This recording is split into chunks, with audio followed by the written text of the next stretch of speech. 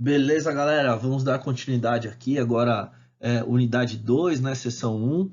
A gente vai falar da adaptação ao meio líquido, mas essa aula nada mais é do que um gancho aí da aula da unidade 1, seção 3, né? Que foi a introdução do corpo na água. Então, antes de falar especificamente do que é a adaptação ao líquido, é importante a gente ter alguns conceitos, né? Alguns conceitos como o que são atividades aquáticas, o que é nadar e o que é natação.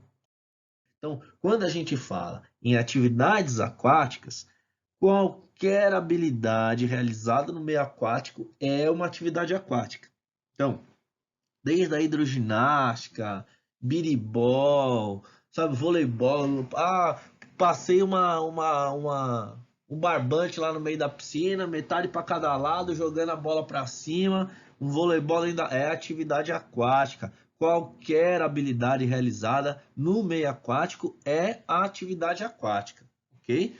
Agora, quando a gente fala em nadar, nadar é o ato de se deslocar na água e se deslocar na água sem auxílio de nenhum material. A ideia é não ter nenhum recurso, inclusive o próprio chão ou as bordas, não, nenhum recurso.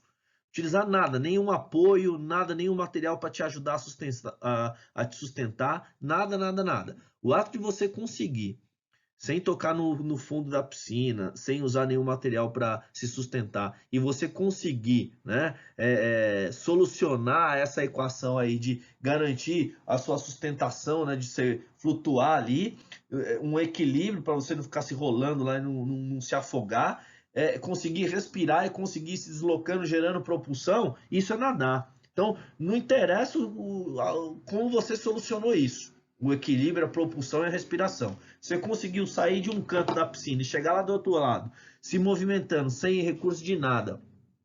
Independente se foi cachorrinho, se foi crawl, não interessa do jeito que você foi. Você conseguiu se deslocar na água? É nadar, certo? Então, nadar é o ato de se deslocar na água sem o auxílio de nenhum material ou de recursos, de apoio. Já a natação é o ato de nadar, só que a natação é um nadar como forma de exercício, é um nadar como forma de esporte. Logo, na natação, você tem alguns objetivos, né? Você realiza a natação por alguns objetivos. Pode ser, eu faço natação por motivos de recreação, pode ser por motivos utilitários, e utilitários a gente envolve aqui até a questão de saúde mesmo, de manter uma boa condição, uma boa aptidão física, terapêutico, né? No caso lá é muito comum indivíduos com asma, com bronquite, né? O médico prescrever, olha, você precisa fazer a natação, né? Um objetivo terapêutico, ou então por motivo competitivo, já que a natação é um esporte. Então, a natação, ela é o ato de nadar. Perfeito? Só que o ato de nadar, se deslocar na água, por meio dos nados pré-estabelecidos pela Federação Internacional dos Esportes Aquáticos, da natação. Então, a partir do momento que você se desloca na água por meio desses nados pré-estabelecidos, a saber, o nado crawl, o nado costas, o nado borboleta e o nado peito, quando você nada por meio desses nados já estabelecidos, aí sim você está praticando a natação, ok? Então, atividade aquática é qualquer habilidade realizada dentro da água. Nadar é o fato de você se deslocar sem auxílio de nenhum recurso, independente da forma com que você vai se deslocar. Já a natação é o nadar, só que por meio dos nados pré-estabelecidos pela FINA, ok? Dito isso, vamos pensar aí o que é adaptação ao meio líquido, porque antes da pessoa sair fazendo natação, né, é importante que ela venha se adaptar ao meio líquido. Boa parte dos indivíduos não tem uma adaptação ao meio líquido, né?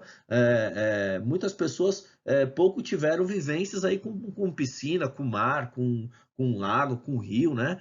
Não são todas as pessoas que tiveram oportunidade de vivenciar esses ambientes. Então, a gente vai falar lá da adaptação ao meio líquido. E adaptação ao meio líquido nada mais é do que o período em que a gente precisa ter domínio do nosso corpo no meio aquático. Como assim domínio? Olha, acredite se quiser, é capaz de uma pessoa lá com 1,70 m de altura se afogar em uma piscina de 1,20 m. né? Porque ela simplesmente não tem domínio sobre o corpo dela no meio aquático. E nessas aí, se ela se desequilibrar ali, o pé dela escorregar no chão e ela não conseguir voltar à posição em pé, essa pessoa pode ser que ela tenha um afogamento aí mesmo em um lugar que dá pé a ela. Isso porque ela não tem domínio do corpo dela no ambiente aquático. E a adaptação ao meio líquido nada mais é do que esse período, né, de permitir que o aluno venha estabelecer aí o domínio do corpo dele no ambiente aquático, né? É um momento de familiarização, sobretudo de adquirir confiança dentro da água, né? Aí sim, após esse período de adquirir confiança, de domínio do corpo dentro da água, é o momento em que nós vamos aí aprender a técnica dos nados. De maneira geral, para o aprendizado na natação aí, a gente tem lá algumas etapas, né? Primeiro você precisa aprender, né? E quando este aprender aqui, a gente já está falando dos nados, não é? Mas lembre-se que antes de aprender os nados, a questão do aprender aqui, ela envolve ter domínio do corpo na água, então ela envolve lá a adaptação ao meio líquido. Então, num primeiro momento, aprender, ter domínio do corpo na água, né? Aprender a se deslocar na água. Aí sim, a partir do momento que você aprendeu, vem a fase de aperfeiçoamento, né? Nas escolas de natação, muitas das vezes, o pessoal que está lá na fase de aprendizagem, de aperfeiçoamento e de treinamento, ou elas são separadas pela cor da touquinha, ou em algumas escolas cada um tem uma flâmula, ou então tem escola que tem uma parte da piscina específica para cada uma dessas fases, né? Então, no primeiro momento, voltando lá, aprender que envolve ter domínio do corpo sobre a água, né? Dentro da água, que é a adaptação ao meio líquido, aprender mesmo a se deslocar na água. Depois vem o aperfeiçoamento, inclusive dos nados, né? É a hora de aprender um pouquinho mais as técnicas do nado. E a partir do momento que o indivíduo já tem aí a técnica do nado, é a hora dele treinar mesmo, né? Dele ter um programa sistematizado, organizado lá na aula dele, para que ele possa aí não só agora aperfeiçoar o nado, mas treinar mesmo e melhorar aí o seu desempenho. Na aprendizagem, né, para haver aprendizagem, independente de qual estágio o indivíduo está, existem fatores, né, internos e fatores externos que vão contribuir aí na aprendizagem. E dos fatores internos tem a questão da maturação, né? Obviamente que nós aí da educação física, a gente tem inclusive a disciplina lá de desenvolvimento e controle, aprendizagem motora, enfim, cada dependente da universidade ou do tempo aí acaba mudando os nomes, mas é a questão do desenvolvimento, controle e aprendizagem motora. Nessa disciplina a gente vê aí que de acordo com a maturação biológica do indivíduo, não é? Ele vai tendo características importantes em relação à capacidade de realizar determinadas habilidades motoras, né? Então, baseado na maturação, a maturação é uma coisa que influencia diretamente na aprendizagem, por isso a gente tem que ter uma cautela aí, né, em entender adequadamente as diferentes faixas etárias para prescrever aí exercícios, tarefas que estejam de acordo com a maturação biológica e vivências anteriores, né? Se a pessoa ali morava na praia, sempre teve contato com o mar, sempre nadou, ou no rio, ou na casa lá dele, ou num sítio, sabe-se lá onde, tinha uma piscina. Então, se a pessoa tem vivências anteriores positivas, né, já vivenciou o meio aquático, é mais fácil para aprender, né? Mas também, por outro lado, existem vivências anteriores que causam trauma nas pessoas, né? Uma pessoa, de repente, teve algum acidente, ou então entrou na piscina e, vamos supor, ela perdeu o equilíbrio ali, escorregou e teve lá como se fosse um afogamento, enfim, algum trauma que ela tenha vivenciado também vai interferir na aprendizagem, só que aí nesse caso vai interferir de maneira negativa. Além dos fatores internos, os fatores externos, e aí basicamente a gente vai falar do ambiente de aprendizagem e das estratégias do professor, né? Quando a gente fala em ambiente, envolve não só as questões materiais, né, mas também o clima da escola, o clima lá na piscina, né, a questão questões de relações interpessoais, né, de ter um ambiente agradável, né, um ambiente gostoso, que não é pesado, entende? Que as pessoas se entendem, que são educadas, que têm uma certa ludicidade, uma alegria, entende? Então, a questão ambiental ela interfere demais na aprendizagem. Obviamente que isso envolve recursos materiais, né? Você dá uma aula de natação com, com mais recursos materiais vai te ajudar também, né? Ter bastante flutuador, bastante pranchinha, as nadadeiras, né? Quanto mais equipamentos tiver, melhor, né? Mas a questão também de ambiente, no que se refere à relação interpessoal, ela é fundamental também. E como a gente viu na aula passada sobre métodos, de ensino e sobre as estratégias do professor, acredite, a nossa estratégia, a nossa intervenção lá, a forma com que nós vamos intervir com as pessoas, obviamente levando em consideração a questão da faixa etária, isso facilita demais a aprendizagem dos nossos. Aí, de uma maneira geral, então, tanto na adaptação ao meio líquido, mas em qualquer fase de aprendizagem, né? Nós temos aí basicamente essa regrinha aqui, né? Primeiro você precisa explicar a tarefa e, de preferência, demonstrar, ainda que você não esteja dentro da água, mas é importante demonstrar o que se espera do aluno. A partir do momento que você explicou e demonstrou, deixar esse aluno ter as vivências livres dele, né? Pede para ele executar e aí você, uma ferramenta de avaliação, observa o que ele está fazendo e a partir da sua observação você finaliza lá com orientações parciais, sobretudo naquilo que o indivíduo teve mais dificuldade para realizar. Então, basicamente é isso. Demonstrou, permite a pessoa vivenciar a tarefa e depois retorna com as orientações parciais. Uma sequência pedagógica que parece ser lógica na adaptação é primeiro o contato, né?